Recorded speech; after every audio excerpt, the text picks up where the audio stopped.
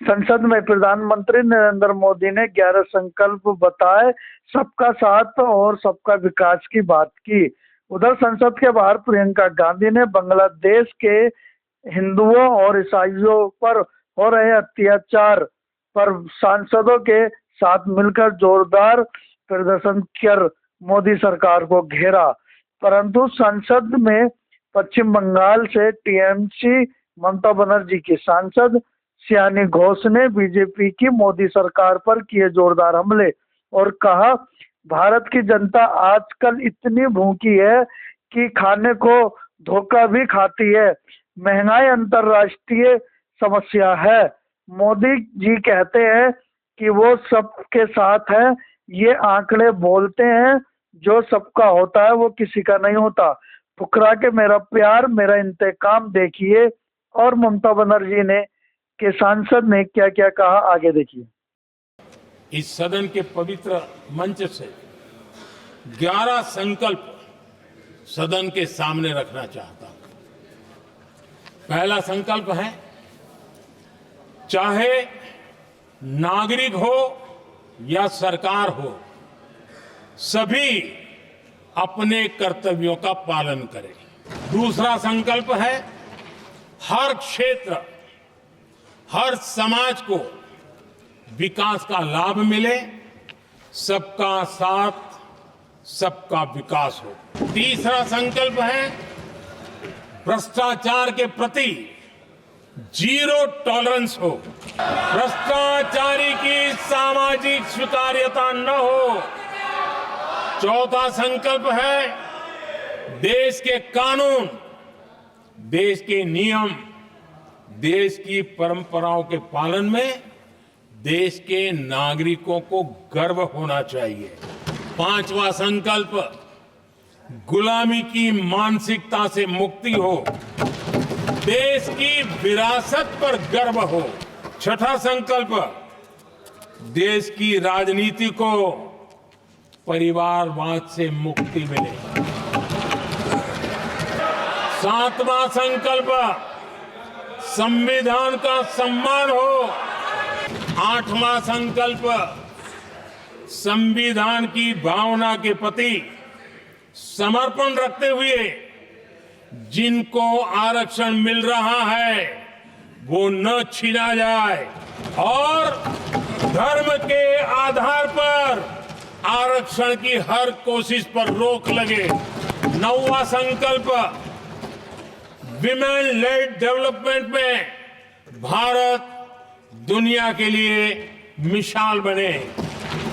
10वां संकल्प, राज्य के विकास से राष्ट्र का विकास।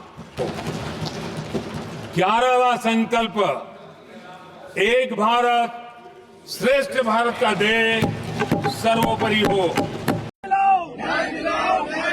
बांग्लादेश के हिंदुओं को न्याय दिलाओ, बांग्लादेश के हिंदुओं को न्याय दिलाओ। केंद्र सरकार अपना इकबाल दिखाओ, केंद्र सरकार अपना इकबाल दिखाओ। माननीय सदस्य सुश्री शियानी घोष जी।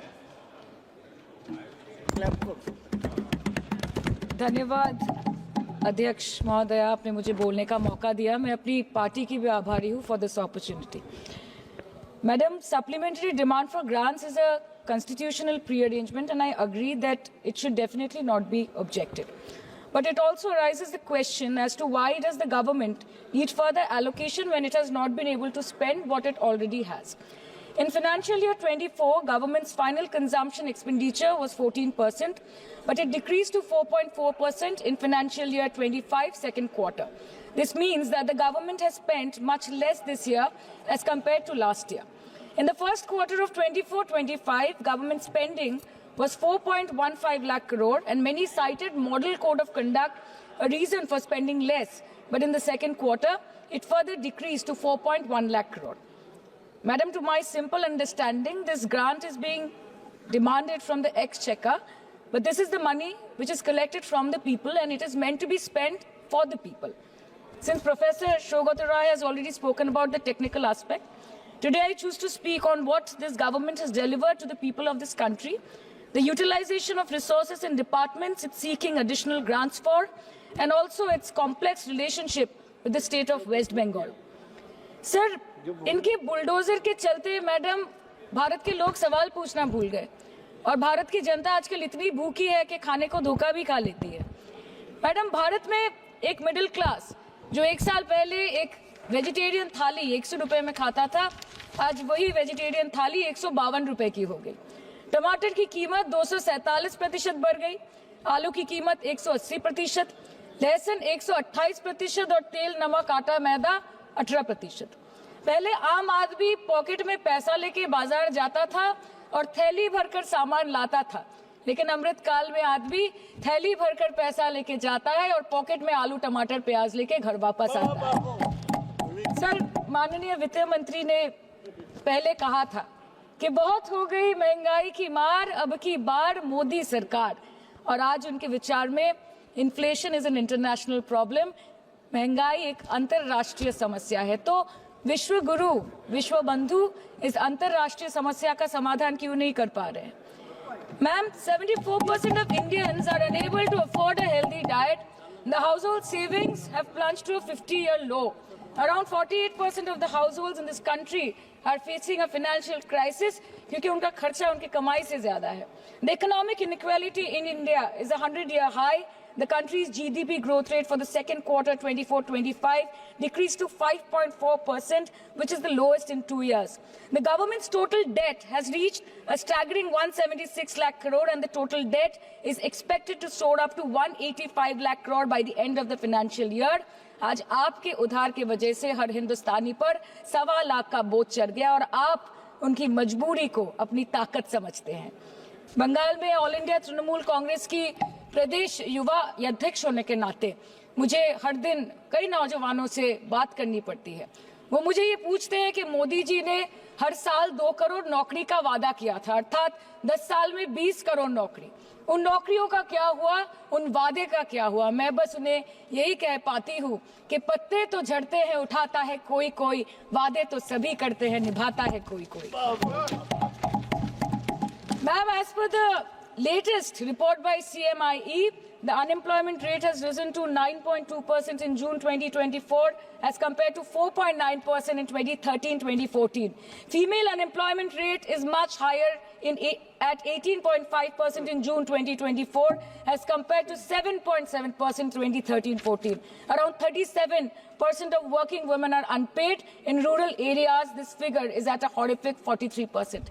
प्रधानमंत्री जी बोलते हैं सबका साथ, सबका विकास, सबका विश्वास। अगर ऐसा ही है तो भारत के लोग आज देश छोड़ के क्यों जा रहे हैं? 2018 से लेके 2023 के बीच 6,70,000 भारतीय ने अपनी नागरिकता त्याग दी।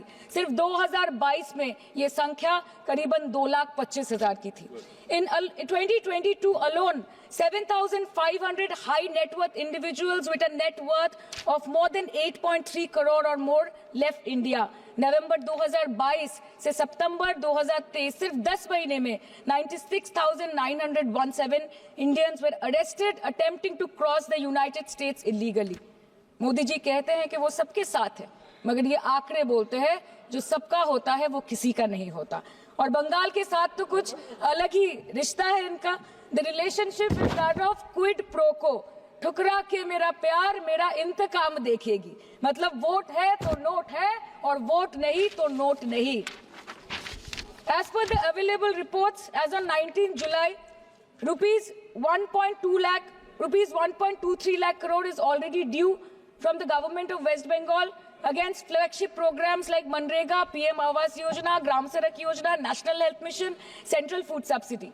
Further, 40,806 crore is projected dues against these schemes, bringing the total amount to a staggering 1.71 lakh crore. Madam, health care की स्कीम्स में सिर्फ फंड हमको दिया नहीं जाता क्योंकि कलर कोडिंग मैच नहीं करता है। सो आप सबका साथ सबका विकास जो बोलते हैं, is it hinging on colour coding? आपको रंग पसंद नहीं तो आप बंगाल के लोगों को पैसा नहीं दोगे और फिर आप आके बोलते हो कि हम बंगाल में जीत क्यों नहीं पाते? Ma'am, this is the reason, this stepmotherly attitude, जिसके लिए बंगाल के लोग हर बार इनको बड़े बड़े रसगुल्ला खिलाकर वापस दिल्ली भेज देते हैं। Even after making several attempts to crush our aspirations and our economy, Bengal government stands tall and true towards the commitment towards its people. Bengal में सिर्फ दीदी है तो मुमकिन है. The West Bengal government started transferring money to the bank accounts of 21 lakh people who worked for 100-day scheme without receiving any payments from the central government for Manrega.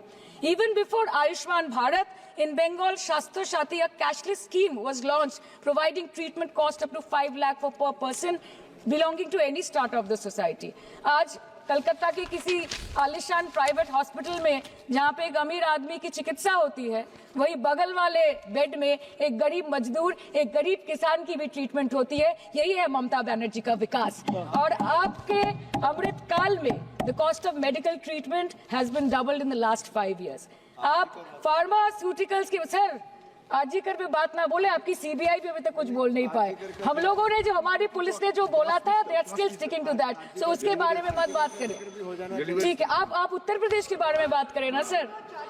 Sir, medical inflation is at 14%. Regularly लिए जाने वाले दवाइयों की कीमत 50% बढ़ गई.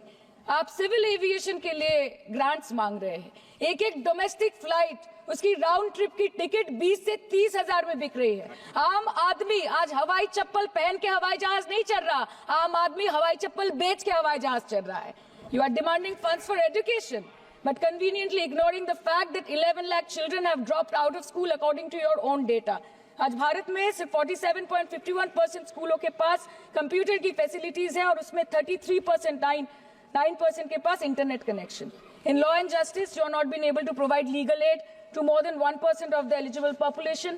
In public enterprises, 5.1 lakh public sector jobs have disappeared in the last 10 years. Railway में करीबन 2.5 लाख पोस्ट बाकी हैं और उसमें से वैकेंसी है इन क्रिटिकल सेफ्टी कैटेगरीज. नए भारत में आजकल ट्रेन पटरी के ऊपर कम और पटरी के बाहर ज्यादा चलती है.